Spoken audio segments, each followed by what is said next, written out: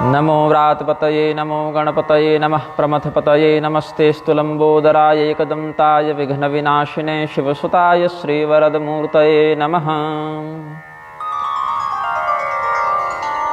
करारविंदे न पदारविंदम मुखारविंदे विनिवेशयन्तम् वटस्य पत्रस्य पुटे शयानं बालं मुकुन्दं मनसा स्मरामि। नीलाम्बुजश्यामलकोमलाङ्गं सीतासमारोपितवामभागं पाणौ महासायकचारुचापं नमामि रामं रघुवंशनाथम्। नारायणं नमस्कृत्य नरं चैव नरोत्तमं देवीं सरस्वतीं व्यासं ततो जयमुदीरयेत्। अखण्डमण्डलाकारं व्याप्तं येन चराचरं तत्पदं दर्शितं येन तस्मै श्रीगुरवे नमः। बाह्यान्तरकलामध्ये भाण्डब्रह्माण्डचारिणीं वेश्यदां त्रिगुणातीतां वन्दे निग्रहकारिणीम्। सुनु मुनि कथा पुनीत पुरानी जो गिरिजा प्रति शंभु बखानी। विश्वविदित एक कैकय देशु सत्य केतु तह बसई नरेशु। लोमस रामायण के कथानक का आख्यान का विस्तार करते हुए गोस्वामी जी अब राजा प्रताप भानु की कथा का व्याख्यान करते हैं, लेखन करते हैं। एक बड़ी प्रसिद्ध कथा है जो देवी पार्वती को भगवान महादेव ने सुनाई थी। उसी कथा को याज्ञवल्क्य जी भरद्वाज जी को सुना रहे हैं। कैकेयी देश में राजा सत्यकेतु का राज्य था। सत्यकेतु का राज्य कैसा है? धर्म धुरंधर नीति निधाना, धर्म धुरंधर नीति निधाना, तेज प्रतापशील बलवाना। कैकेयो नाम विदितः स्फीतो जनपदो महान्, तत्र राजा सत्यकेतुः सर्वधर्म परायणः। हर प्रकार से धर्मपरायण राजा सत्यकेतु वहाँ राज्य करते थे। उस समय उनके राज्य में धर्म की अभिवृद्धि होती थी। नीति कुशल वह राजा 2 पुत्रों से युक्त थे। तेहे के भये जुगल सुत बेरा, सब गुण धाम महारन धीरा। तत्पुत्रौ धीरधिषणौ सर्वछत्र गुणान्वितौ, प्रताप भानुर्बलवान् अपरश्चारि मर्दनः। 2 पुत्र जो बड़े बुद्धिमान, बड़े पराक्रमी और क्षत्रियों का जैसा स्वभाव, जैसा संस्कार होना चाहिए उस प्रकार के सद्गुणों से युक्त थे। उनमें बड़े पुत्र का नाम था प्रताप भानु या भानु प्रताप भी कहते हैं। दूसरे पुत्र का नाम था अरिमर्दन, जिसने पूरे संसार में अपने पराक्रम से प्रतिष्ठा को प्राप्त किया था। तो राजधनी जो जेठ सुत आहे, नाम प्रताप भानु असताहि। अपर सुत ही अरिमर्दन नामा, भुज बल अतुल अचल संग्रामा। जिस प्रकार से पर्वत को हिलाना बड़ा कठिन होता है, उसी प्रकार से राजकुमार अरिमर्दन के पराक्रम को भी कोई हिला नहीं सकता था जब वो युद्ध में उतरते थे। तो दोनों भाइयों में बहुत प्रेम था, कोई कपट नहीं, कोई स्वार्थ नहीं, बहुत एक दूसरे के प्रति सम्मान, स्नेह, समर्पण जैसा होना चाहिए। तो समयानुसार ज्येष्ठ पुत्र प्रताप भानु को राज्य देकर भगवत प्राप्ति के निमित्त राजा सत्यकेतु वानप्रस्थी होकर जंगल चले गए। जेठे सुतहि राजने पदेन्हा, हरे हितयाप गवन बन कीन्हा। ज्येष्ठम राज्ये प्रतिष्ठाप्य सत्यकेतुर्वनं गतः। अब राजा प्रताप भानु जब शासक हुए, उनका जब राज्याभिषेक हुआ तो पूरे पृथ्वी पर उनकी दुहाई फिर गई कि अब नए राजा आए हैं और जिस प्रकार से शास्त्रीय विधान बताया गया है, जिस प्रकार से वेदों में शासक के गुणों का, कर्तव्यों का वर्णन किया गया है, उसी प्रकार से राजा प्रताप भानु ने धर्मपूर्वक राज्य करना आरंभ किया और उनके राज्य में पाप का कहीं नामो निशान नहीं था। जिस प्रकार देवराज इंद्र स्वर्ग में अपने वैभव का उपभोग करते हुए कर्तव्य का पालन करते हैं, वैसे ये पृथ्वी में इंद्रदेव के समान शासन करने लगे। जब प्रताप रवि भयो नृप फिरी दोहाई देश, प्रजापाल अति वेद विधे कतहु नहीं अघलेश। प्रताप भानुर्नृपतिर वेद बोधित वर्तमना, पालयामास तद्राज्यम नाकम नाकपतिर यथा। अब राजा प्रताप भानु के जो मंत्री थे उनका नाम था धर्मरुचि, और ये बिल्कुल शुक्राचार्य के समान, अंगिरा के समान जो श्रेष्ठ नीति कुशल लोग हैं, अंगिरस बृहस्पति और भार्गव शुक्र के समान नीति निपुण इनके मंत्री का नाम धर्मरुचि था। नृपहित कारक सचिव सुजाना, नाम धर्मरुचि शुक्र समाना। तो राजा का जो भाई है वो भी बड़ा योद्धा, जो मंत्री है वो भी बड़ा नीति कुशल, राजा स्वयं भी बड़े पराक्रमी और धर्मात्मा, तो इनके प्रजा में भी धर्म की जो बहार वही सो मानो जय जयकार होने लगी। तो इन्होंने क्या किया, अपनी पूरी सेना को तैयार किया और कहा कि अब हम उत्तम मुहूर्त को साध के दिग्विजय करने के लिए चलेंगे और पूरी पृथ्वी पर अपना झंडा लहराएंगे, और जहां जहां अधर्मी लोग दिखेंगे, जहां जहां आतंकवादी दिखेंगे, उनको मिटाएंगे और प्रजा की रक्षा करेंगे, धर्म का यथोचित न्यायोचित शासन प्रवर्तित करेंगे।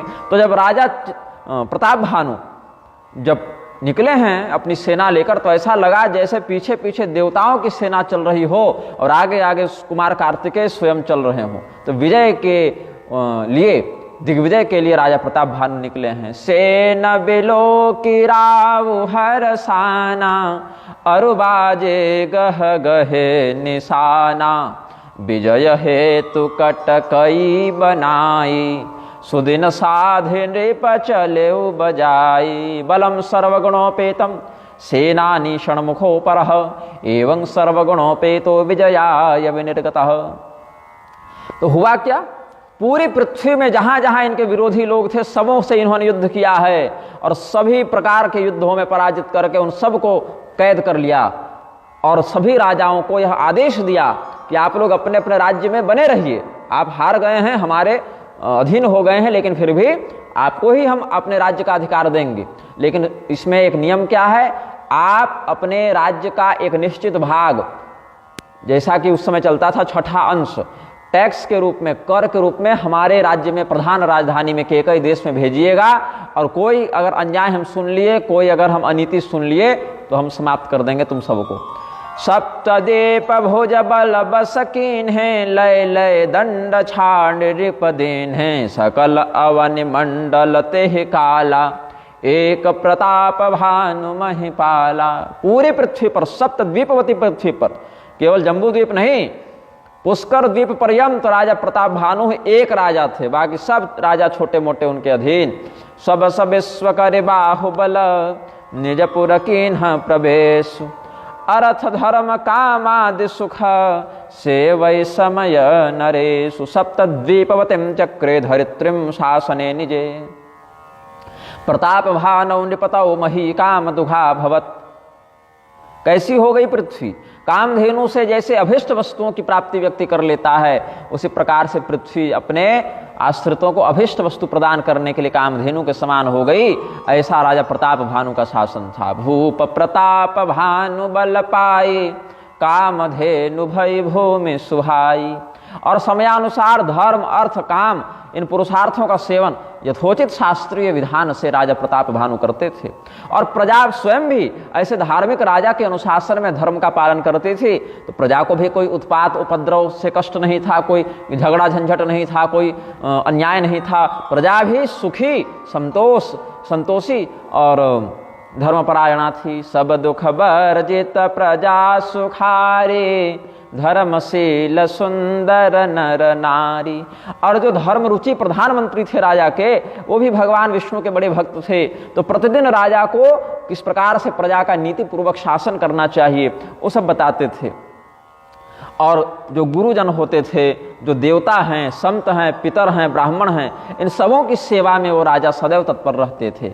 जितने जितने प्रकार के यज्ञ, जितने प्रकार के इष्टपूर्ता आदि सत्कर्म वेदों में स्मृतियों में बताए गए हैं, वो सारे सत्कर्म राजा नित्य प्रतिदिन करते थे। और स्वयं भी ज्ञानी थे, ज्ञानी मंत्री भी थे। अच्छे मंत्री हो जावें और अच्छा राजा हो जावे तो इन दोनों के संरक्षण में प्रजा भी बहुत शीघ्रता से वृद्धि को प्राप्त करती है। वेदे स्मृतौ च ये धर्मा राज्ञः प्रोक्ता शुभावः सर्वांचकार निपतिर विधिवद वेद वित्तमः। भूप धर्म जे वेद बखाने, भूप धर्म जे वेद बखाने, सकल करई सादर सुख माने।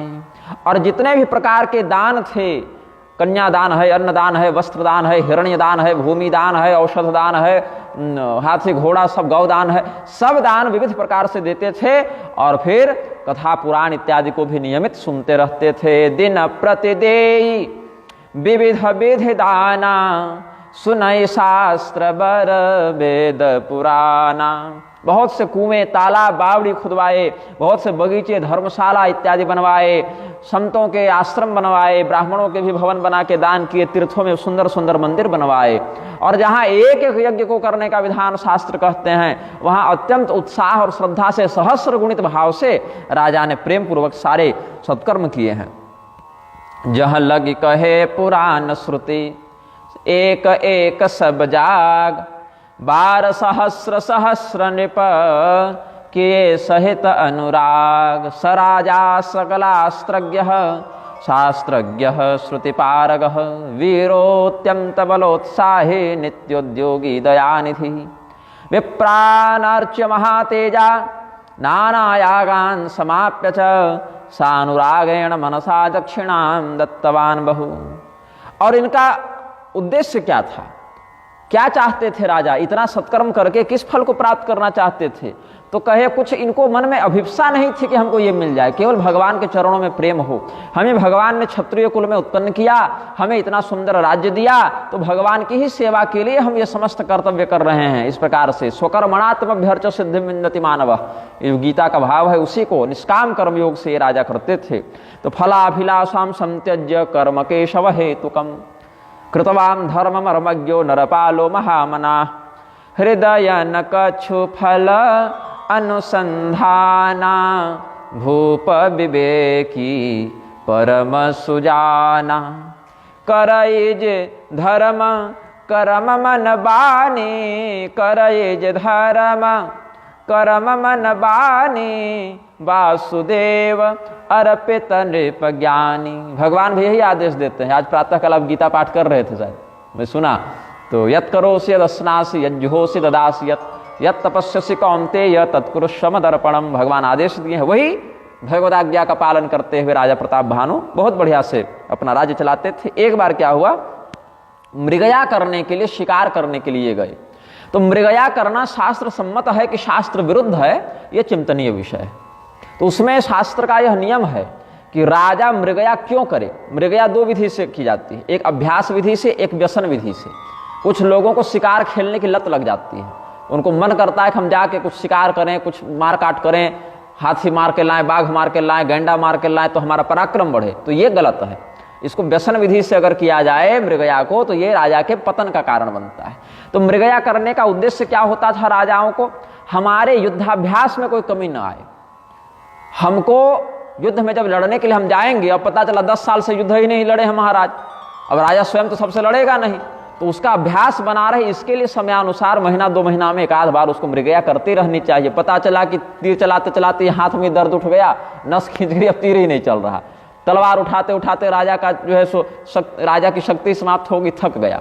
तो थकावट को जीतने के लिए, आलस्य को, सत्योपाख्यान में आप देखेंगे तो उसका वर्णन है, आलस्य को जीतने के लिए, या नीति शास्त्रों में या विष्णु धर्मोत्तर आदि में भी देखें तो आलस्य को जीतने के लिए मृगया करे राजा, अथवा युद्धाभ्यास से जन्य श्रम को जीतने के लिए राजा को मृगया करना चाहिए। तो ये मृगया से संबंधित जो है, इसमें अनुशासन कहते हैं, इसमें आचार्य चाणक्यादि भी कहते हैं मृगयायाम तो व्यायाम। मृगया क्यों करे राजा? व्यायाम के लिए करे। इससे क्या होता है? श्लेष्म पित्त मेद स्वेद नाशश्चले स्थिते च काये लक्ष्य परिचय कोप भय स्थाने सुच मृगाणाम चित्त ज्ञानम अनित्ययानम चेति। या किस, अब राजा घर बैठा बैठा चर्बी हो गई, पेट बढ़ गया तो क्या लड़ेगा? तो परिश्रम करेगा, पसीना निकलेगा, अभ्यास बनेगा। तो मेद नाश हो, खेद नाश हो, स्वेद नाश हो, शरीर से पसीना निकले, भाग दौड़ का अभ्यास बना रहे। और क्या कहते हैं? जितश्रमार्थम मृगयाम विचरेद रक्षिते वने। ऐसे वन को निश्चित करे जहां मृगया के लिए उस क्षेत्र को रक्षित किया गया हो। और क्यों करे? अग्नि पुराण के अध्याय 241 में कहते हैं कि जितश्रमार्थम मृगयाम विचरेद रक्षिते वने। जितश्रमार्थम, अपने आपको अभ्यासी बनाने के लिए, परिश्रम पर विजय प्राप्त करने के लिए, थकावट पर विजय प्राप्त करने के लिए राजा को मृगया करनी चाहिए। और उसमें भी मृगया शास्त्र विधितो। मृगया कैसे करे? तो शास्त्र के विधान से मृगया करे। मृगयेयं मया कृता दर्शना दर्शनाभ्याम च धावता धावता तथा अवरोहात्वरम स्थानम सात्विकानां प्रभिद्यते राज्ञश्च मृगया धर्मो बिना आमिष भोजनम। मांसाहार करने के लिए मृगया नहीं करना है कि मार के लाए और खा लिए। तो परिश्रम जन्य खेद पर विजय प्राप्त करने के लिए बिना आमिष भक्षण के ही मृगया करनी चाहिए। ऐसी बात पद्म पुराण के पाताल खंड में भी, मत्स्य पुराण में भी कहते हैं मृगया पान मक्षाश्च वर्जयेत् पृथ्वीपतिः। शराब पीना और जुआ खेलना और शिकार खेलना ये राजा के व्यसन बताएगा, इनसे बचना चाहिए। लेकिन विधि पूर्वक किया जाए तो इसमें अनुकूलता मिलती है। इसलिए महाभारत के वन पर्व में कहा कि स्त्रियोक्षा मृगया पान में तत्काम समुत्थितम व्यसनम चतुष्टयम प्रोक्तम जयराजन भ्रश्यते स्त्रियः। स्त्रियों से अधिक विलास करना, जुआ खेलना, मदिरा पीना और मृगया करना, इसमें अगर राजा लिप्त हो जाएगा तो अपने ऐश्वर्य से भ्रष्ट हो जाता है, नीचे गिर जाता है।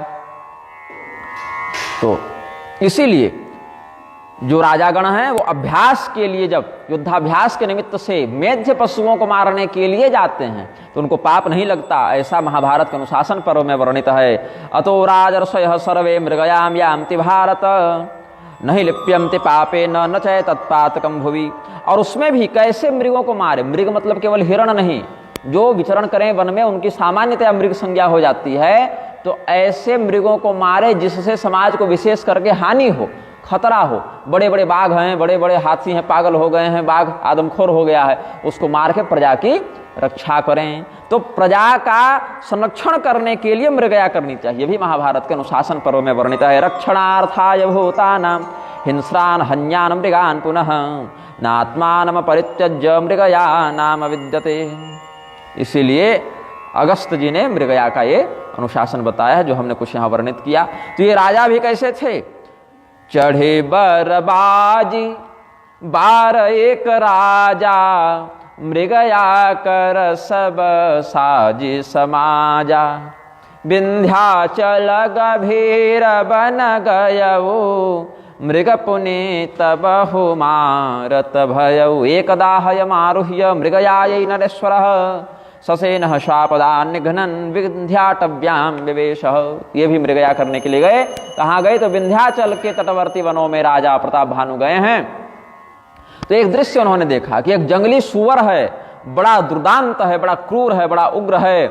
और वो सुअर बड़ा काला है, उसके दांत बाहर निकले हैं, वन्य वाराह के दांत बाहर निकले होते हैं थोड़े, तो वो एकदम सफेद चंद्रमा के समान, उज्ज्वल चंद्रमा के समान दिख रहे हैं। तो दांत थोड़े ही निकले होते हैं, हाथी के दांत बहुत ज्यादा लंबे होते हैं क्योंकि उसकी आकृति बड़ी है। अब जंगली सुअर हाथी जितना बड़ा नहीं होता है, इसलिए उसके अनुपात में दांत इतने बड़े बड़े होते हैं, 12-15 अंगुल तक अधिकतम जाते हैं उसके दांत। तो ऐसा लगा जैसे वो काले काले राहु ने चंद्रमा को ग्रस लिया है। तत्र कश्चित् दीर्घदष्ट्रो वराह पुरतो भवत मुखेन चंद्रमादाय यथा स्याद सिंहिका सुतः। सिंहिका के पुत्र राहु ने मानो चंद्रमा को ग्रस लिया हो ऐसा लगा। तो फिर तब विपिन नृपदी खबराहु जनु बन दूरे वो शशि ग्रसी राहु बड़ा विधो नहीं समात मुख माही, मनहु क्रोध बस उगिलत नाही। अब चंद्रमा बड़ा है, राहु के मुख में पूरा नहीं आ पा रहा, तो कुछ बाहर ही उसका अंश प्रतीत होता है, लेकिन इतना क्रोध में है राहु कि उगल नहीं रहा। ऐसी शोभा वहां पर राजा ने देखी और उस भयंकर सुवर के दांतों की शोभा ऐसी देखी तो विशाल शरीर और गठीला शरीर, मोटा ताजा। उसने जब सुना कि पीछे घोड़े के टाप आ रहे हैं और राजा के सैनिक भी आ रहे हैं, राजा भी आ रहा है, तो पीछे मुड़ा और समझ गया हमारा शिकार होगा। तो घुर घुरात हय आरव पाए, चकित बिलोकत कान उठाए। नील महीधर शिखर सम दीख विशाल बराह, चपर चले हय सुटुक निप हाँ कि न हो निबाह। राजा ने देखा कि ये सुअर बड़ा क्रूर है और हमें देखकर भाग रहा है, तो अपने घोड़े पर ललकारा आगे बढ़ने के लिए और उधर चिल्ला कर कहते हैं कि आज तू बचेगा नहीं, चाहे जितने भी दूर भाग जाए। न करालम कोलमालोक्य घुरघुरा राव संयुतम, नारा चपोगा न सृजन नरनाथ हो जिघांसया। राजा ने अपने धनुष पर अपने बाणों को संधान के माध्यम से प्रचालित किया है, लेकिन एक भी बाण लगा नहीं तुरंत में। और बार बार इतनी फुर्ती से वो सुअर दौड़े, इतने तेजी से वो घूमे कि राजा का लक्ष्य चूक जावे। तो आवत देखे अधिक रव बाजे, चले वो बराह मरुत गति भाजी। वो सुअर इतने तेजी से दौड़ा, इतनी शीघ्रता से दौड़ा कि मानो पवन देव की गति को भी वो लज्जित कर दे। ऐसे हवा के समान वेग से चला और राजा तीर चला रहे हैं, लेकिन लग नहीं रहा है। तो दृश्यादृश्यतन हुको लह पलायन परो भवत, अनुगच्छन महे नाथो विवेश गहनम वनम। प्रगटत दूरत जाई मृग भागा, रे सब सभूप चले वो संग लागा। गए वो दूर घन गहन बराहु, जह नाहि न गजबा जिन बाहु। वह सुवर दौड़ता दौड़ता ऐसे क्षेत्र में चला गया जहां राजा के हाथी घोड़े भी प्रवेश नहीं कर सकते थे। राजा भी उस सुवर का पीछा करते करते अपनी सेना से बिछड़ गए, अकेले हो गए, रास्ता भटक गए और वो भागकर एक पर्वत की गुफा का आश्रय लेते हुए आगे बढ़ गया। वहां से निकल गया बाहर। अब पर्वत की गुफा में घोड़ा न घुस पाया, वो छोटी सी सुरंग जैसी स्थिति थी, वहां सुअर घुस के निकल गया, वो घोड़ा बाहर रह गया, नहीं जा पाया। तो अगम देखे नृप अति पछिताई, फिर महाबन परे भुलाई। राजा सोचे अब यहाँ से घोड़ा कैसे जावे, वो तो निकल गया हाथ से, तो वापस चलते हैं। पीछे मुड़कर देखे तो रास्ता ही समझ में न आए कि किधर से आए थे, कैसे। हमारा ध्यान तो सुअर पर था, रास्ता पर उतना ध्यान दिए नहीं। तो तत्रादिश्यम किरिम बुद्ध्वा सराजा श्रांतवाहन, निवृत्तो घोर गहनो मार्ग भ्रष्टो बहुवः। स घोटको महाराज क्षुत्रशार्तो भ्रमण बने, वापी कूपतड़ागाश्च गवेशयते स्वमुग्धवत्। राजा का घोड़ा भी बड़ा भूखा प्यासा था, थक गया था। राजा देखे घोड़े की हालत भी खराब है, अपने को भी भूख प्यास लग रही है, तो कुआं दिख जावे, कोई बावली दिख जावे, तालाब दिख जावे, ऐसा खोजते हुए पानी के बिना बेचैन हो गए। तो क्या कहते हैं, खेद खिन्न क्षोधित त्रिशत, राजा बाज समेत, खोजत व्याकुल सरित सर, जल बिनु भयउ अचेत। एकदम बेहोश होने की हालत आ गई राजा की। उसके बाद इधर उधर घूमते फिरते एक आश्रम मिला, वहां एक ऋषि मिले। वो ऋषि कौन है, तो कहते हैं फिर तबिपिन आश्रम एक देखा, तह बस नृपति कपट मुनि भेखा। एक ऋषि मिले, मुनि मिले। वो मुनि वास्तविक मुनि नहीं है, वो कपटी मुनि है। ये वास्तव में कौन था, बोले एक राजा था। जासुदेश नृपलेन छोड़ाई, समर सेन तज गय उपराई, समय प्रताप भानु कर जानी, आपन अति असमय अनुमानी। गय वो न गृह मन बहुत गलानी, मिलान राजहि नृप अभिमानी। ऋष उर मारे रंक जिमि राजा, विपिन बसई तापस के साजा। ये ऋषि है कौन, ये नकली मुनि है कौन, ये पहले राजा था। तो महाराज प्रताप भानु ने जब इसके राज्य पर आक्रमण किया, तो ये जब तक लड़ सकता था तब तक लड़ा और फिर वहां से भाग गया। अपनी सेना को छोड़कर ही भाग गया, बल्कि सेना हारी भी नहीं थी, ये बीच में ही भाग गया। समर सेन तज गया ऊपर आई। सेना मर जाए तो भागना समझ में आता है, लेकिन सेना लड़ ही रही थी और ये बीच में भाग गया। इसने सोचा कि अभी प्रताप भानु का समय अच्छा चल रहा है और हमारा समय बड़ा खराब चल रहा है, तो प्रताप भानु का जब तक समय अच्छा है, भाग्य साथ दे रहा है, तब तक हमको छिप कर रहना चाहिए। जिस दिन इसका समय बदला उस दिन हम भी बदला लेंगे। तो प्रताप भानु का भाग्य अच्छा चल रहा है ऐसा समझ के ये भाग गया और घर भी नहीं गया। लोग उपहास करेंगे कि युद्ध से भाग गए हो, तो घर भी नहीं गया। और बहुत अहंकारी था तो प्रताप भानु की शरण में भी नहीं गया। तो ये कहाँ चला गया? अपने क्रोध और तिरस्कार की ज्वाला को हृदय में धारण किए हुए ये राजा जंगल जाके तपस्या के नाटक में लीन हो गया, तपस्वी का वेश बना लिया। चाणक्य नीति भी कहती है, उपसर्गेम च चक्रे च दुर्भिक्षे च भयावहे असाधु जन संपर्के पलायति सजीवती। समाज में बहुत उपद्रव हो जाए, शत्रु आक्रमण कर दें, अचानक अकाल पड़ जाए या दुष्टों के संग की अनिवार्यता पड़ जाए, तो जो व्यक्ति जिंदा रहना चाहता है उसको भाग जाना चाहिए। यदि लड़ नहीं सकता है, संसाधन नहीं है, तो वहां से पलायन करे, तभी जीवित रहोगे। श्रीमन नारायण विराजिए। अब तो विद्युत व्यवस्था भी बाधित चल रही है। तो राजा प्रताप भानु बड़े भूखे थे, प्यासे थे, इसीलिए उस राजा को नहीं पहचान सके। इन्होंने सोचा कि ये तो कोई बहुत बड़ा ज्ञानी पंडित है, कोई ऋषि हैं। धन्यवाद मारुति दास जी। ऐसी लगा लूं क्या? नहीं, रामायण पर मत रखिए। और कुछ है क्या? ऐसे तो टिक जाएगा लगता है। यहाँ आगे रखिए, सामने सामने सामने रखिए, और आगे करके। हाँ, फिर भी नहीं दिखेगा, चमकेगा बहुत अधिक।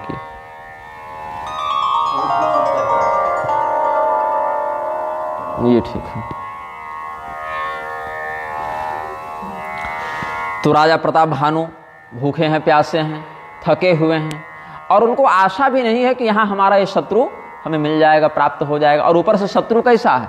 तो आभूषण भी, बहुत धन्यवाद, आभूषण भी नहीं है, मुकुट भी नहीं है, दाढ़ी अलग से बढ़ी है, वल्कल वस्त्र धारण किया हुआ है। तो राजा प्रताप भानु का ध्यान गया ही नहीं कि ये कोई पाखंडी हो सकता है। तो उरते तुरगते किन्ह प्रणामा परम चतुर न कहे वो निज नामा। अब ये तो पहचान गया, क्योंकि राजा है, उसका एक अलग वेश है, एक अलग तेजस्विता है, एक रूप रंग है। तो राजा को तो पहचान गया, लेकिन राजा इसको नहीं पहचान सके, क्योंकि इसका स्वरूप बदल गया है, पतला दुबला हो गया है, आश्रम में रहता है। तो राजा प्रताप भानु अपने संस्कार के वशीभूत होकर कि महर्षि हैं, इनका सम्मान करना चाहिए, तुरंत घोड़े से उतरे और प्रणाम किया। लेकिन नीति कहती है कि राजा अज्ञात व्यक्ति को सीधे अपना परिचय नहीं दे। तो इतनी नीति इन्होंने यहाँ निभाई है कि उन्होंने अपना नाम नहीं बताया। भूपति त्रिषित बिलोकित ही सरबर दिन दिखाय मज्जन पान समेत हय किन्ह नृपति हरसाय। तो राजा ने कहा कि गुरुदेव, कोई भोजन मिल जावे, कुछ जल मिल जावे तो कुछ जान बचे, भूख प्यास बहुत लग रही है, तो कुछ प्रभु अगर है तो अनुग्रह कीजिए, कुछ प्रसाद पवाइए। तो बोले अच्छा ठीक है, पहले सरोवर में जाओ, स्नान करो, जल पियो, कुछ थकावट मिटे, फिर आगे कुछ कंदमूल देंगे, पहले स्वस्थ चित्त हो जाओ। तो जब सरोवर के पास गया, राजा ने भी स्नान किया, घोड़े ने भी अपना जल पिया, कुछ जल क्रीड़ा की जो जिसको जैसे करना था किया, और उसके बाद जिसकी बैटरी बचाइए,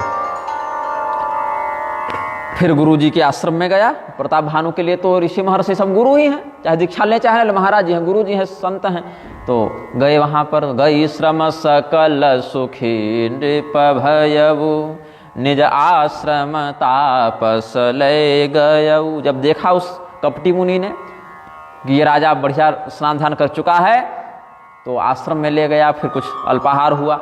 आसन दीन अस्तर बिजानी पुनितापस बोला मृदुबानी। बहुत प्रेम से, बहुत चाशनी भिगो के, बहुत मधुरता से उस तपस्वी ने कहा। ये पहले आसन इत्यादि दिया, बैठाया, सूर्यास्त हो गया, अब अंधेरे में कहाँ जाएंगे राजा। तो कुछ सत्संग होने लगा। तो बोले कौन हो तुम, बताओ। को तुम कसबन फेर हो अकेले सुंदर जुवा जीव परहेले चक्रवर्ती के लक्षण तोरे देखत दया लागी अति मोरे। तुम हो कौन भाई? घोड़ा है, सोने चांदी का आभूषण पहने हुए हो, मुकुट भी है, स्वर्ण मंडित खड्ग है, स्वर्ण मंडित धनुष है, राजा का धनुष है, राजा की तलवार है, तो उसमें सोने की कारीगरी होती है, रत्न जड़ित होता है। तो तुम हो कौन? कोई बड़े समृद्ध व्यक्ति लगते हो, और हम तो विचार रहे हैं कि तुम समृद्ध नहीं, तुम तो चक्रवर्ती राजा हो, क्योंकि लक्षण वैसा ही दिख रहा है तुम्हारा। जैसे दिव्य महापुरुष के चक्र आदि चिन्ह होते हैं, वो है ना सामुद्रिक में कि जिसके दोनों हाथ में स्पष्ट चक्र के चिन्ह हो वो चक्रवर्ती बनता है, सब राजयोग होते हैं। तो लग रहा है कि तुम चक्रवर्ती हो, लेकिन फिर तुम्हारी सेना कहाँ है, तुम्हारा राज्य कहाँ है, और तुम ऐसे जंगल में अकेले आ गए हो कौन तुम? तो राजा प्रताप भानु ने अपना परिचय छिपाते हुए अर्ध सत्य कहा, असत्य तो नहीं कहा लेकिन आधा सच कहा। कहते हैं नाम प्रताप भानु अवनीसा, तासु सचिव मैं सुनहु मुनीसा। एक राजा प्रताप भानु हैं, आप तो जानते ही होंगे, पूरी पृथ्वी पर उन्हीं का सिक्का चल रहा है। बोले हाँ हाँ, कैसे नहीं जानते? तो तुम कौन लगते हो उनके? बोले मैं उनका मंत्री हूँ। अब देखिए, मंत्री तो बाहर होता है, लेकिन एक मंत्री विवेक भी होता है जो अपने अंदर रहता है। तो राजा ने यहाँ अर्ध सत्य कहा, पूरा झूठ नहीं कहा ना। प्रताप भानु का मैं मंत्री हूँ, मतलब उनके हृदय में जो विवेक है वो भी आत्मरूप ही होता है। तो मैं प्रताप भानु का मंत्री हूँ। तो ऐसे कैसे यहाँ? तो क्या कहें गुरुदेव, आखेट खेलने आए थे तो रास्ता भटक गए, लेकिन ये भी अच्छा ही हुआ कि आपका दर्शन हो गया, आप जैसे संत की संगति हो गई।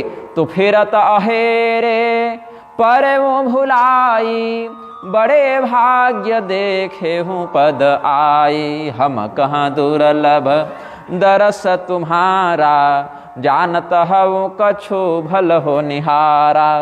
कह मुनि तात भयउ अंधियारा, जो जन सत्तरि नगर तुम्हारा। तो ऐसा है मुनि जी, संत जी, कि हम रास्ता भटके तो रास्ता भटके नहीं, हमको सही रास्ता मिल गया, क्योंकि जिस रास्ते से संत मिले रास्ता वही सही होता है। तो संसार की दृष्टि से तो हम भले भटक गए हों, लेकिन आज आपके चरणों का दर्शन करके हमको लग रहा है कि हमारे प्रारब्ध में कोई ऐसा पुण्य उदित हुआ था कि हमको इस मार्ग में आना था। तो आज आपके चरणों का दर्शन करके हमारा भाग्य खुल गया। और हम लोग तो महल में रहने वाले लोग हैं, इतने काम में व्यस्त रहते हैं, कहाँ आपके जैसे संतों के दर्शन का सौभाग्य मिले। आप कहाँ घनघोर जंगल के अंदर, हम कहाँ महल वाले, कोई संपर्क नहीं, कोई परिचय नहीं, लेकिन फिर भी आपका दर्शन हो गया तो हृदय से एक उत्साह उठ रहा है, एक भाव जग रहा है कि अवश्य हमारा कुछ भला होगा। तो मुनि जी बोले कि भला तो बेटा तुम्हारा बहुत बढ़िया से करेंगे, तुम बस आज रात रुक जाओ यहाँ। कहा है कि यहाँ से तुम्हारा नगर 70 योजन दूर है बालक, और 70 योजन तुम रात भर में तो जा नहीं पाओगे, दिन में नहीं जा पाओगे, अंधेरा रात में अलग से रहेगा, दिन में भी मार्ग न दिखे ऐसा घनघोर जंगल, तो तुमको रात में कहाँ से भेजें? आज यहीं हमारे अतिथि बन के ठहर जाओ। तो मुझे ऐसे स्मरण आता है, एक स्थान पर हम गए हुए थे, अब स्थान का नाम तो नहीं लूँगा, वो महात्मा जी भी अब नहीं रहे धरती पर, वो भी परलोक चले गए। वो आसाम के रहने वाले थे, तो उनके आश्रम में मलेच्छों ने कब्जा करने का प्रयास किया उधर से। वो बांग्लादेशी घुसपैठिए घूमते रहते हैं। तो उन्होंने क्या किया, अपने आश्रम को बचाने के लिए वो लिए तलवार और निकले, और जितने सामने थे सबको परलोक भेज दिया। और अपने गुरुजी को कहा, गुरुजी अब तो लोग मेरी जान के पीछे पड़ जाएंगे, तो हमको यहाँ से निकलना पड़ेगा। हमने अपनी जितनी सेवा थी आश्रम में की, तो फिर गुरुजी से अनुमति लेके फिर वो आगे चले गए।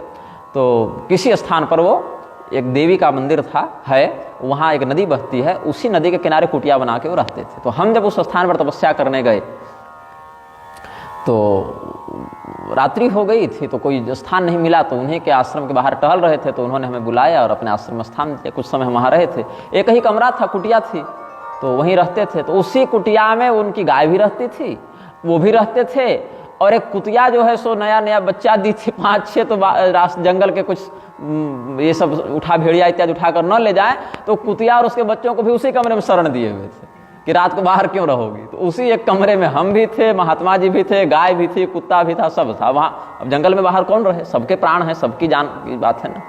तो फिर कुछ दिन हम वहाँ रहे, फिर चले गए। बाद में पुनः जब उसी स्थान पर गए तो कोई दिखा नहीं, और इधर उधर कुछ फिर अगल बगल के कुछ लोग जो लकड़ी चुनने और पत्ता चुनने आते थे उनसे पूछे, तो बोले कि महात्मा जी तो गुजर गए। तो अब ठीक है, उनकी जो स्थिति, बूढ़े थे भी उस समय। तो ऐसे ही हमें स्मरण आ गया कि भाई अंधेरा हो गया है, कहाँ जाओगे, यहीं कुटिया में विश्राम करो, रात भर रहो। निशा घोर गंभीर बना, पंथ न सुनहु सुजान, बसहु आजु अस जान तुम्हां, जायहु होत बिहान। तुलसी जस भवितव्यता, तैसे मिलय सहाय, आपन आवई ताहि पही ताहि तहाँ ले जाए। अभी एक कंपनी थी, ओशन गेट नाम था, विदेश में कोई कंपनी ओशन गेट, वो क्या बनाती है, पनडुब्बी। वो जहाज बनाएगी और जहाज पानी के अंदर चलेगा, ऊपर नहीं, वो अंदर चलेगा, वो ट्यूब जैसा बना रहेगा, उसमें 5-6 लोग, जैसे ट्रेन में बोगी होती है बंद होती है, वैसे उसमें बंद करके अंदर पानी में डाल के समुद्र के तल में ले जाते थे वो लोग। और 100-150 साल पहले टाइटैनिक जहाज डूबा था, वहाँ 100-200-500 लोग मरे थे, उनका मलबा देखने उनको जाना था, और सब अरबपति लोग, तो सब करोड़ 10 करोड़ 20 करोड़ का टिकट लेके उसमें बैठे और अंदर गए, अंदरे रह गए, वो मशीन उनकी खराब हो गई, डूब के मर गए। तो जीवन भर जो लोग, अभी 1-2 साल पहले की बात है, जीवन भर जो लोग अरबों खरबों रुपया कमाए, वो स्वयं खर्चा करके उस जगह पर मरने पहुंच गए, समुद्र तल में, क्योंकि तुलसी जसी भवितव्यता, वही होना था उनके लिए। तो जीवन भर पैसा कमाए और अपनी कमाई उस कंपनी को दे दिए, और मरने के समय जहां समुद्र तल में उनकी मृत्यु लिखी थी, अंदर समुद्र के तल में जाके मरे। तो आपन आवई ताहि पही ताहि तहाँ ले जाए, तो खींच कर ले जाती भवितव्यता। तो तादृशी जायते बुद्धिर व्यवसायो पितादृशः सहायास्तादृशाश्चैव यादृशी भवितव्यता, यही गोस्वामी जी ने लिखा है। तो ठीक है गुरुजी, ठीक है स्वामी जी, ऐसा ही करेंगे। ऐसा अनुशासन मान के घोड़े को वृक्ष से बांध दिया कि कहीं इधर उधर घोड़ा न निकल जावे, और अपने आश्रम में लौट गया बगल में ही, और अपने भाग्य की प्रशंसा करने लगे। फिर वो जो ऋषि था उसने कुछ सत्संग इत्यादि का प्रबंध प्रारंभ किया है। तो राजा प्रताप भानु कहते हैं कि देखिए गुरुदेव, ऐसे भी देखें, आप ब्राह्मण हैं, संत हैं, और मनु महाराज का अनुशासन है कि 100 वर्ष का क्षत्रिय हो और 10 वर्ष का ब्राह्मण हो, तो उसमें 10 वर्ष का ब्राह्मण ही पितातुल्य माना जाता है और क्षत्रिय पुत्र होता है। तो ऐसे भी हम आपके पुत्र हुए और आप हमारे पिता हुए, या फिर कहें तो आप संत हैं और हम संतों के सेवक हैं। तो हमको सेवक जान के और पुत्र जान के आप अपने बारे में बताइए कि आप कौन हैं। अभी तक तो, अब दोपहर में आए थे राजा, फिर स्नान ध्यान भोजन पानी करते शाम हो गई तो वहीं रुक गए। तो बोले अभी तक तो आपका परिचय नहीं जान पाए कि आपका क्या शुभ नाम हुआ, क्या गुरु परंपरा होगी। तो ये जो राजा था ये बड़ा निर्मल हृदय का था प्रताप भानु, और ये जो मुनि बन के बैठा था वो बड़ा कपटी था। तो इसने बड़े सुंदर तरीके से राजा को अपने प्रभाव में लेने के लिए एक षड्यंत्र किया है। तेहि न जान नृप नृपहि सो जाना, भूप सुहृद सो कपट सयाना, बैरी पुनि क्षत्रि पुनि राजा, छल बल कीन्ह चहई निज काजा। एक तो वो शत्रु है, तो शत्रु तो आपका हित कभी चाहेगा नहीं, ऊपर से क्षत्रिय है, तो क्षत्रिय के कुल में प्रतिशोध 100 पीढ़ी के बाद ही वो लेगा, लेकिन लेगा। अगर वो वंश बच गया क्षत्रिय का तो 100 पीढ़ी पहले के अपकार का भी उसकी 100वीं पीढ़ी भी जाकर बदला लेगी, लेकिन लेगी, यही उनका स्वभाव है। तो उस पर भी राजा रह चुका है, स्वाभिमानी रह चुका है, जिसको राजमहल छोड़ के जंगल में मच्छरों के बीच और सांप के बीच और बाघ के बीच बिताना पड़े, उसको तो प्रतिपल अपने सुख की याद आती होगी। आज मौका मिला है तो कैसे हाथ से जाने दे। अपने दुख का स्मरण करके और पूर्व काल के सुख का स्मरण करके उसका हृदय बिल्कुल तपता रहता था, जलता रहता था। तो राजा प्रताप भानु के इस प्रकार के मधुर वचनों को सुन के वैर सम्हारि हृदय हरसाना, अपने वैर का स्मरण करके बड़ा प्रसन्न हुआ कि अभी इसको मूर्ख बनाने का, इसको ठगने का अच्छा अवसर मिला है। कपट बोरि बानी मृदुल बोले वो जुगति समेत, नाम हमारा भिखारी अब निर्धन रहित निकेत। कि भाई तुम हमारा नाम पूछते हो तो मेरा नाम है भिखारी। महाराज भिखारी? बोले हाँ भैया, राजा तो कहोगे नहीं हमको, भले भले राजा रहे होंगे, वो तो बताया नहीं बात, लेकिन अभी तो भिखारी है, क्योंकि हमारा कहीं घर नहीं, कोई परिवार नहीं, भिखारी है, मान लो एक कुटिया है। तो राजा कहता है कि महाराज कह नृपजे विज्ञान निधाना, तुम सारिखे गलित अभिमाना, सदा रहि अपन पाँव दुराये, सब विधि कुशल कुबेश बनाये। तेहि ते कहीं संत श्रुति टेरे, परम अकिंचन हरि प्रिय केरे। तुम सम अधन भिखारी अगेहा, होत बिरंचि शिवहि संदेहा। जोशी सोशी तव चरण नमामि, मोह पर कृपा करे अब स्वामी। राजा ने कहा कि प्रभु, शंकराचार्य जी कहे ना, दरिद्री कौन है जिसकी तृष्णा बड़ी विशाल है, और धनी कौन जो संतोषी है। भगवान शंकराचार्य जी ने यह कहा। तो सिद्धांत तो एक ही रहता है, आचार्यगण अलग अलग शब्दावली में उसको समयानुसार प्रकट करते रहते हैं, ज्ञान तो एक ही है, मूल जो सदाचार है वो तो वही है। तो राजा प्रताप भानु भी चिंतन करते हैं कि देखो तो कितने विनम्र हैं, कितने निश्चल हैं, कितने सरल हैं, कितने बड़े साधक होकर भी कहते हैं कि देखो हमारा नाम भिखारी, जबकि इनकी जो तपस्या है, इनकी जो सिद्धि होगी, इनका जो ऐश्वर्य होगा वो तो देवताओं को भी लज्जित करने वाला होगा। आप जैसे निष्कपट अकिंचन लोग ही भगवान को प्रिय होते हैं। और जैसे सुदामा जी देखिए भगवान को कितने प्रिय हुए। तो भगवान तो आप जैसे ही अकिंचनों से, संतोषी साधकों से प्रेम करते हैं। और आपके इस स्वरूप को देखकर ब्रह्मा जी और शिव जी को भी शंका हो जाती है, क्योंकि बाहर से कुछ और दिख रहे हैं, अंदर से कुछ और हैं। तो आप जो है महाराज वो बने रहिए, लेकिन आपको हम प्रणाम कर रहे हैं, अब कृपा करके मुझे अपना बिल्कुल विश्वासी और समर्पित सेवक जान के अपना रहस्य बताइए। तो इस प्रकार पूरी तरीके से राजा को अपने प्रभाव में लेने के बाद उस कपटी ने कहा कि अब देखो यहाँ रहते हुए तो बहुत समय हमको बीत गया है, यहाँ बसत बीते बहुकाला, लेकिन एक तुमको हम इसमें अपने उत्पत्ति का रहस्य बताते हैं। मैं यहाँ गुप्त क्यों रहता हूँ? ताकि लोग मुझे पहचान न लें, जान न लें, क्योंकि पहचानेंगे तो भीड़ आएगी तो भजन खंडित होगा, भजन ही खंडित हो गया तो हमारे साधु होने का क्या लाभ। इसीलिए बालक तुम यह जान लो कि हम तुमको बस इसीलिए बता दे रहे हैं ये रहस्य, क्योंकि तुमने अपने भाव को निष्कपट रूप से निवेदित किया है। और अगर निष्कपट भक्त के सामने कुछ छिपाया जाए, कुछ कपट किया जाए तो बड़ा दोष लगता है। अब जो तात दुरावं तो ही दारुण दोष घटई अति मोहि। जिमे जिमे तापस कथई उदासा, तिमे तिमे नृपहि उपज विश्वासा। अब जैसे जैसे ये उदासीन भाषा बोलता था ये राजा, कपटी राजा, वैसे वैसे प्रताप भानु को लगता था कि यही सदगुरु हैं, यही परम तत्वनिष्ठ महात्मा हैं, यही एकदम रैक दत्तात्रेय सुखदेव जी यही हैं, ऐसा विश्वास होने लगता। तो जब देखा अब जो हम बोलेंगे बिल्कुल विश्वास करेगा ये मेरे वचनों पर, तब कहता है देखो हमारा नाम है एक तनु, नाम हमारा एक तनु भाई।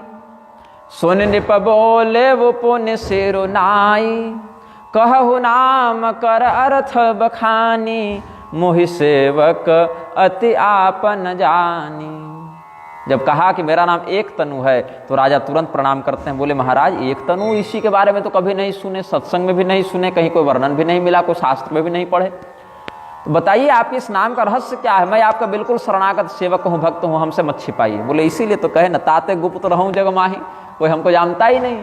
तो इसका कारण यह है बालक कि आदि सृष्टि उपजी तबहि, तब उत्पत्ति भय मोरी, नाम एक तनु हेतु तेहि, देहन धरी बहोरी। कह रहे तेरे जैसे जीव तो कितनी बार आते जाते रहते हैं, शरीर बदलते रहते हैं, जन्म मरण के चक्कर में पड़े रहते हैं, लेकिन जब से आदि सृष्टि हुई है उसी समय हमारा उद्भव हो गया था, और तब से यही जो शरीर है एक ही शरीर रह गया हमारा कभी पुनर्जन्म हुआ ही नहीं, हमको शरीर छोड़ना ही नहीं पड़ा।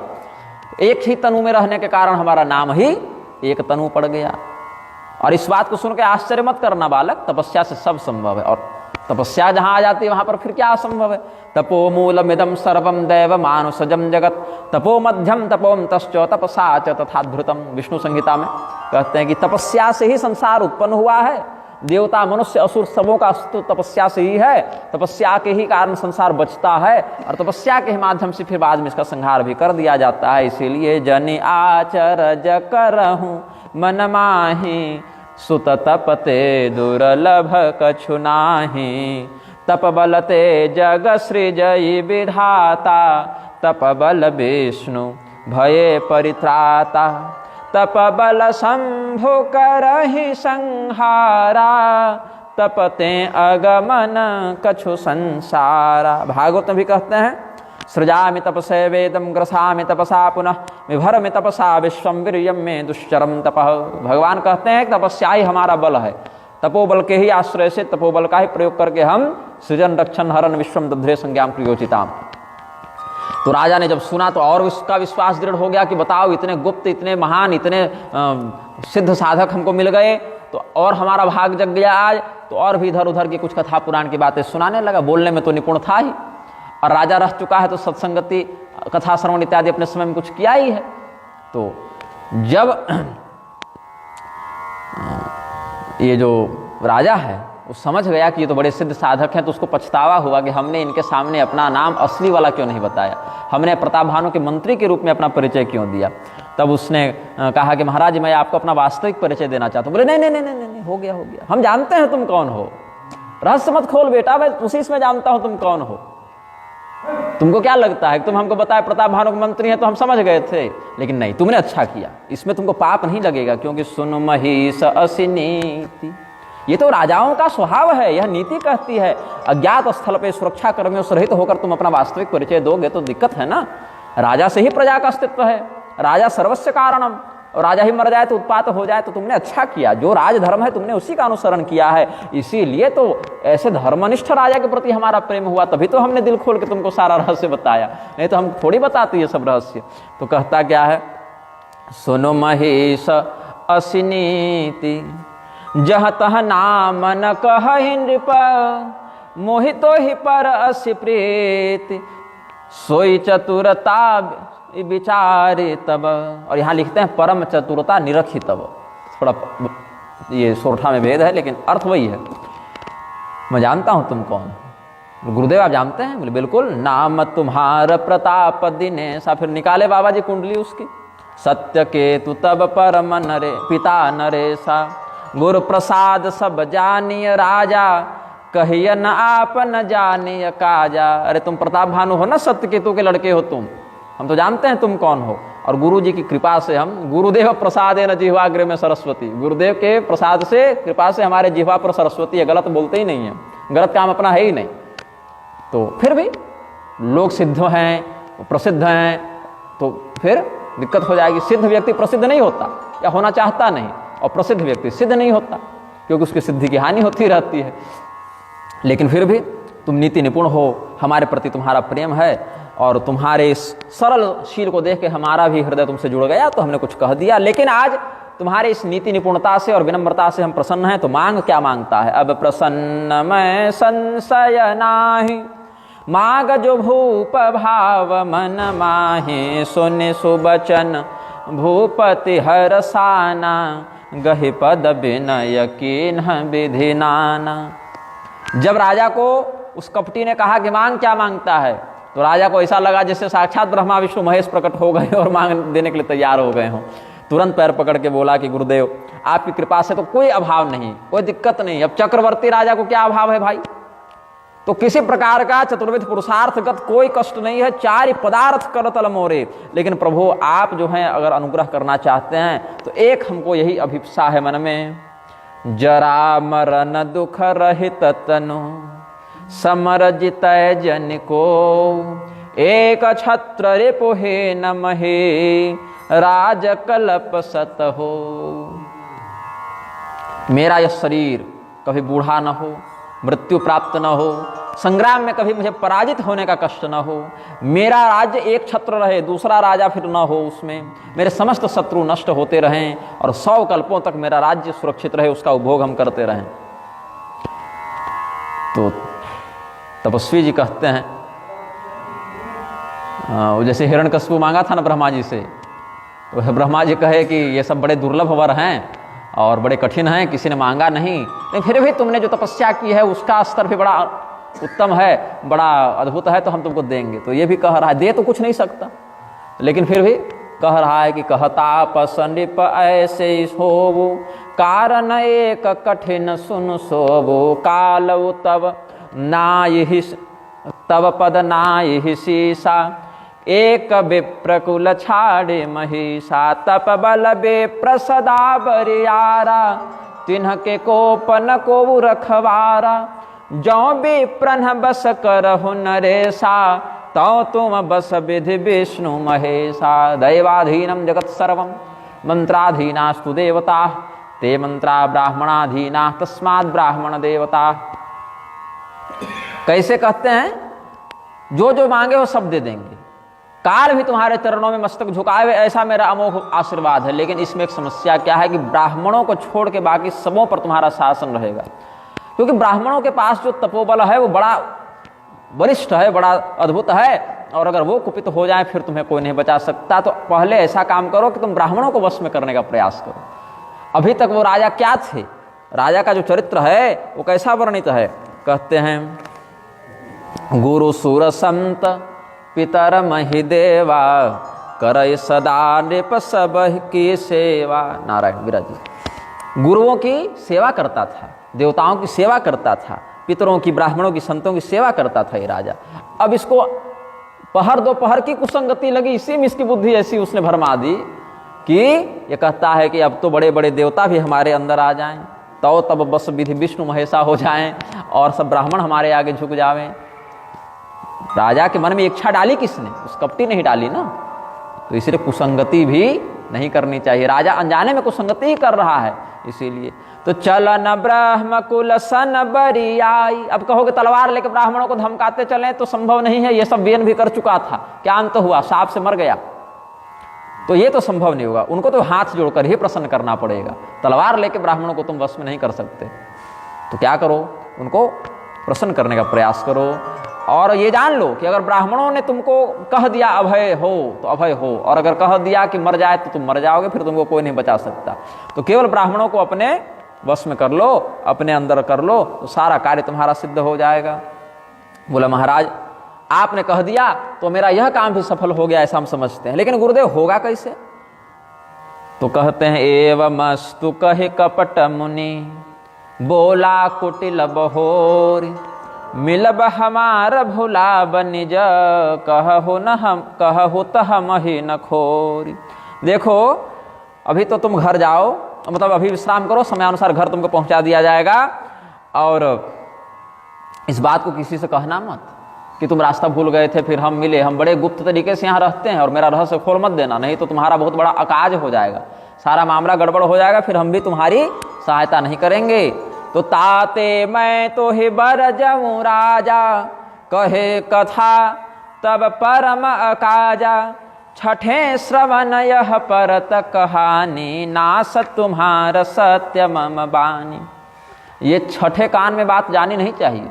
तो 2 कान हमारे, 2 तुम्हारे, 4 तो यही हो गए, तो तीसरा व्यक्ति छठे कान से युक्त हो जाएगा, 5-6 कान उसके हो गए। तो मतलब हम जाने और तुम जाने और तीसरा कोई जान न जाए, अगर जान जाए तो तुम्हारा तत्काल नाश होगा, ये हमारी वचन को सत्य जानो। तो यह प्रकटे अथवा द्विज शापा नास तोर सुनो भानु प्रतापा। सुनो प्रताप भानु, या तो ये रहस्य खोल दो या तो ब्राह्मणों का शाप लग जाए, तभी तुम्हारा नाश होगा, नहीं तो और नाश नहीं हो सकता। चाहे तो साक्षात विष्णु भगवान चक्र लेकर आ जावे और शिवजी त्रिशूल लेकर आ जावे, और तुम्हारा नाश नहीं हो सकता। तो आन उपाय निधन तव नाही जो हरिहर को पही मन माही सत्यनाथ पद गहि नृप भाखा द्विज गुरु कोप कहु को राखा।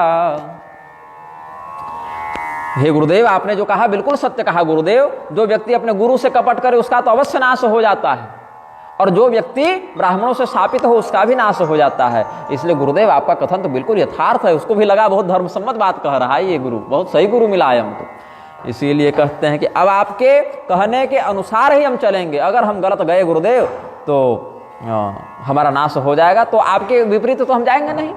लेकिन ब्राह्मणों के शाप से बड़ा डर लगता है। वो राजा रहुगण वाली स्थिति हमको याद आ जा रही है, जो उसने कहा है जड़भरत जी को, ना हम विशंके सुरराज वज्रान्न त्रक्षशूलान्न यमस्य दंडात नाग्जर्क सोमान निरवित्तपास्त्रान छंके यथा ब्रह्मकुलावमानात्, या छंके भृशम ब्रह्मकुलावमानात्। मुझे भगवान महादेव के त्रिशूल से, विष्णु के चक्र से, इंद्र के वज्र से, और भी कुबेर की गदा से, यमराज के दंड से, वरुण के पास से कोई भय नहीं लगता, केवल ब्राह्मणों के अपमान से हमको भय लगता है। कदाचित ये देवता भी दिव्यास्त्र लेकर आ जावे तो एक बार हम उनका सामना करने भिड़ जाएं, ऐसा उत्साह हमारे अंदर है, लेकिन ब्राह्मणों से हम नहीं भिड़ेंगे। ब्राह्मणों के शाप से हमें बड़ा भय लगता है, उनके अपमान से भय लगता है। तो गुरुदेव कोई ऐसी कृपा करिए, कोई ऐसा समाधान बताइए कि हमारा ये जो कष्ट है वो भी दूर हो जाए। होहि बेप्रबस कवन विधि कहूँ कृपा करि सो तुम तज दीन दयाल निज हितु न देखूं को। कि हे गुरुदेव, आप तो बड़े कृपालु हैं, आपके अलावा कोई हमारा हितैषी नहीं, कोई हमारा शुभचिंतक नहीं, आप ही उपाय बताइए कि किस विधि से हम ब्राह्मणों को अपने बस में करें। बोले देखो विधि तो बहुत है, लेकिन जितना बढ़िया वशीकरण खिलाने पिलाने से होता है दूसरे उपाय से नहीं होता है। किसी को बस में करना हो तो अभिचारिक लोग उसको प्रयास करते हैं कुछ टोटका करके, कुछ मंत्र अभिमंत्रित करके खिला पिला दिया जाए, वशीकरण बड़ा जल्दी होता है। ऐसे ये सब अभिचार करना नहीं चाहिए, लेकिन विधि यही है प्रधानता से। पैर के नीचे की मिट्टी निकाल लो और बाल कहीं कंघी करके डाला उसको उठा लो और आंतरिक वस्त्रों का प्रयोग कर लो। बहुत कुछ टोटके करते हैं तांत्रिक लोग, जो बाद में उन्हीं के ऊपर असर करता है, तो बड़ा कष्ट भी होता है जीवन में, बड़ा दंड भी मिलता है उनको। तो कहता क्या है, एक उपाय तो है, और उपाय ऐसे देखें तो सरल भी है और देखें तो कठिन भी है। क्या है? अह एक अति सुगम उपाय तहाँ परंतु एक कठिनाई मम आधीन जुगुति नृप सोई मोर जाबत बनगर न होई आजु लगे अरु जबते भयऊ काहू के गृह ग्राम न गयऊ। पहले कह चुके हैं षट्कर्णो भिद्यते मंत्रस्तथा प्राप्तश्च वार्तया इत्यात्मना द्वितीयेन मंत्रः कार्यो। इसमें महोमृता, हाँ ऐसा करके कुछ अर्थ लिखना चाह रहे हैं टीकाकार, लेकिन यहाँ स्याही गड़बड़ हो गई है इनकी कि छठे कान में जाने के बाद मंत्र जो है वो निष्फल होने लगता है। गुरु बोल दिया और चेला सुन लिया, बस यही मंत्र है, इसके आगे का वो विधान नहीं है। हाँ, अब शिष्य को आगे भी गुरु परंपरा में, फिर जो आज का चेला है वही तो कल का गुरु बनेगा, और आज के जो गुरु है वो कल के चेला ही रहे थे, तो उस परंपरा के अंतर्गत तो ठीक है, एक शिष्य और एक गुरु के मध्य ही वो विषय रहे। तो यहाँ कहते हैं ये कपटी मुनि कि एक उपाय से तो सारा कार्य सिद्ध हो जाएगा, लेकिन समस्या क्या है कि उसके लिए हमको तुम्हारे घर जाना पड़ेगा। और हम देखो बालक ऐसा है कि जब से शरीर धारण किए हैं तब से किसी के घर गांव गए नहीं, तो वही थोड़ा संकोच है कि अब क्या करें, यहीं रहें कि जावें। फिर अपने ही कहता है जाओ न जाओ तब हो ये अकाजू, नहीं जाते हैं तो तुम्हारा काम बिगड़ जाता है। तो बना आई असमंजस आजू, आज से पहले ऐसी धर्म संकट की स्थिति हमारे जीवन में नहीं आई थी। अब नहीं जाते हैं तो तुम्हारा काम बिगड़ता है, जाते हैं तो इधर की एकांत गोपनीयता भंग होती, तो क्या करें, वही सोच रहे थे। तो क्या कहता है राजा, सुन महेश बोले मृदुबानी नाथ निगम असिनीति बखानी बड़े स्नेह लघुन पर करहीं गिर निज सिर न सदा तृण धरहीं। गुरुदेव, वेदों का तो ऐसा ही अनुशासन है कि बड़े व्यक्ति छोटे पर प्रेम करते हैं, कृपा करते हैं। तिनके की क्या हैसियत पर्वत के सामने, लेकिन प्रेम है तो पर्वत अपने माथे पर भी तिनका को रख लेता है। जलधि अगाध मौलि बह फेनु संतत धरनि धरत सिर रेणु। धरती अपने ऊपर बालू को धारण कर लेती है, अगाध समुद्र अपने ऊपर फेन को धारण करता है। गुरुदेव, तो थोड़ा हमहों को धारण कर लो। आप जैसे महान साधक का बल पाके हमहू कुछ वृद्धि को प्राप्त कर जावें। तो अस कहे गहे नरेश पद स्वामी हो कृपाल मोहि लागे दुख सही प्रभु सज्जन दीन दयाल। कि हे गुरुदेव, आप तो कृपालु हैं, सज्जन हैं, दीन दयाल हैं, हमारे हित का विचार करके गुरुदेव थोड़ा सा एक कष्ट सह लीजिए, थोड़ा सा इस विषय में अपने नियम को थोड़ी ढील दे दीजिए। तो कहते हैं वो तपस्वी जी कपटी मुनि, ये राजा बिल्कुल हमारे अधीन हो गया है। तो कहते हैं कि अच्छा देखो, संसार में तो कोई काम ऐसा नहीं जो हमारे लिए कठिन हो, तो हम कर ही देंगे, और तू तो मेरा भक्त हो गया है, मन तन वचन भगत तय मोरा, भक्त का परित्याग नहीं करेंगे। लेकिन बात है कि जोग जुगुति तप मंत्र प्रभाव फलई तब हे जब करिय दुराव। देखो, योग है, योग साधना है, कोई योजना है, युक्ति है, तपस्या है और मंत्र का प्रभाव है।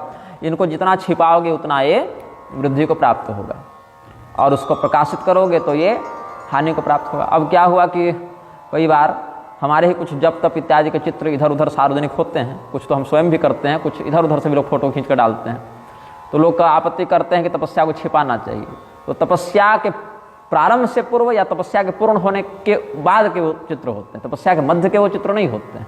जैसे आसन लग गया है, अब जब मैं प्रारंभ करने वाला हूँ तो उससे पहले किसी ने चित्र खींच लिया संस्मरणार्थ, लेकिन वो मूल साधना का चित्र नहीं होता है, वो उससे पहले या बाद के ही होते हैं।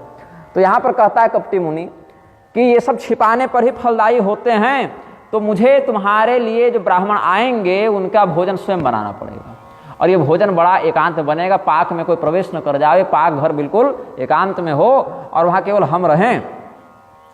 तो जौन रे समय करऊँ रसोई, तुम परुसौ मोहि जानन कोई, अन्न सो जोई जोई भोजन करई, सोई सोई तब आयसु अनुसरहि, पुनि तिन्ह के गृह जेवै जोवो, तब बस होई भूप सुन सोवो, जाय उपाय रचौ नृप एहु, संबत भरि संकल्प करेहु।